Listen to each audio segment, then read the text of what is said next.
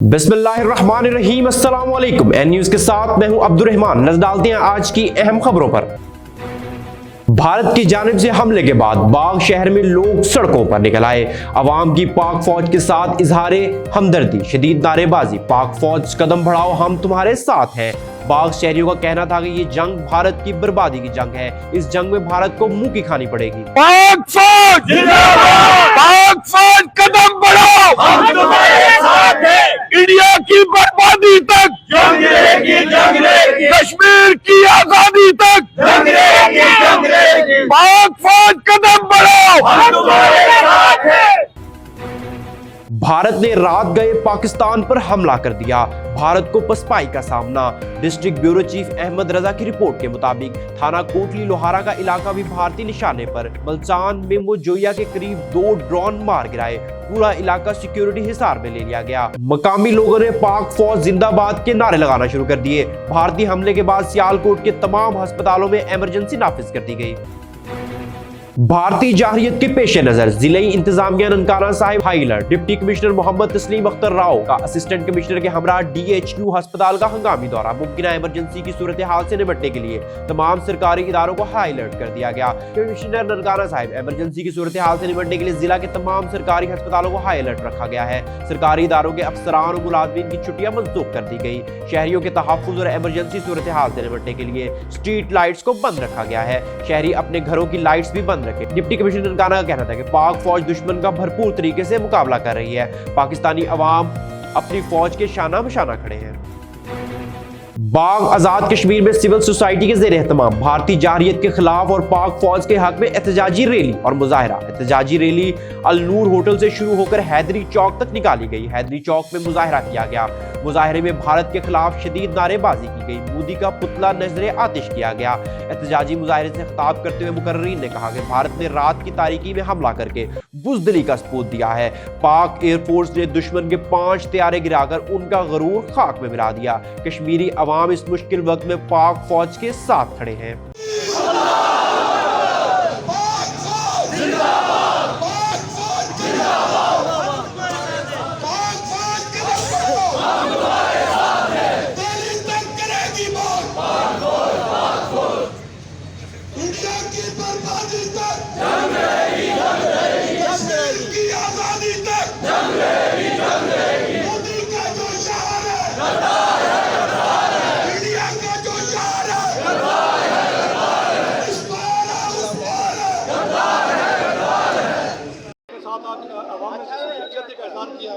ये बुनियादी तौर पे ये पैगाम देना था कि सरहदों की हिफाजत अफवाज तनहा नहीं है, बल्कि बाग और आज़ाद कश्मीर पर के अवाम जो है उनकी पुष्ट पर है। और ये वो पैगाम है जो आज पूरी कुव्वत से यहाँ से अवाम ने दिया है।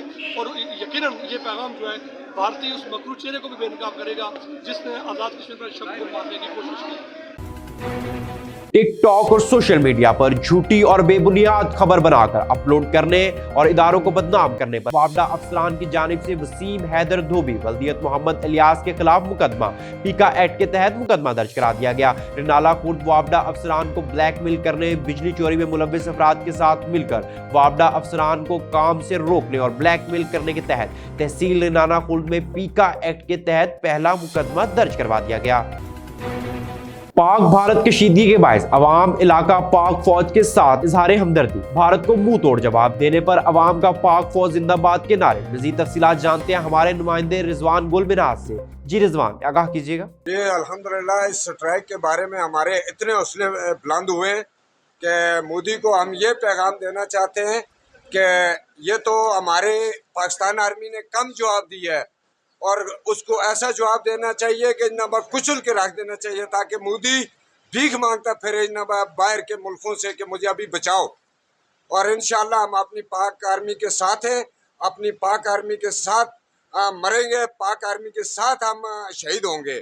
और हमारे अवाम का इतना हौसला बुलंद है कि अल्लाह वो वक़्त लाए कि ताकि हम मोदी को ये मूत्र गाय का चटवा के छोड़ दें। जी, जैसा कि आपने अवाम के तसरात सुने और देखे, जैसे अवाम का यही कहना है कि इंशाल्लाह हमारे हौसले बुलंद हैं और ये 1947 वाला पाकिस्तान नहीं है कि जो मोदी सोच रहा है कि 1947 वाला पाकिस्तान है और अवाम उस तरह की होगी। इंशाल्लाह इस मरतबा भरपूर जवाब दिया जाएगा और अवाम अपनी पाक फौज के साथ शाना बिशाना खड़ी है, हर वक्त खड़ी है, हर मोड़ पे खड़ी है और हर जगह खड़ी है। तो इसी पे पाक फौज जिंदाबाद। खबर शामिल करते हैं डिस्ट्रिक्ट विहाड़ी से। District bureau chief Mohammad Mauzam Zoya की रिपोर्ट के मुताबिक डिप्टी कमिश्नर विहाड़ी इमराना तौकीर की जेर सदारत जिले अफसरान का इजलास में मौजूदा मुल्क की सूरत हाल के हवाले से अफसरान को हिदायत जारी की गई। तमाम सरकारी अफसरान और मुलाजमीन की छुट्टियां मनसूख कर दी गई। कोई भी सरकारी अफसर या मुलाजिम अपने स्टेशन नहीं छोड़ेगा। तमाम अस्पतालों में डॉक्टर्स, पैरामेडिकल स्टाफ 24 घंटे मौजूद रहेगा।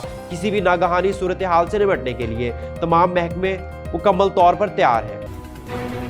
हर खबर से बाखबर रहने के लिए देखते रहिए हमारा चैनल एन न्यूज़। दुनिया भर की तमाम खबरों से जुड़े रहने के लिए फॉलो कीजिए हमारे डिजिटल प्लेटफॉर्म्स पर।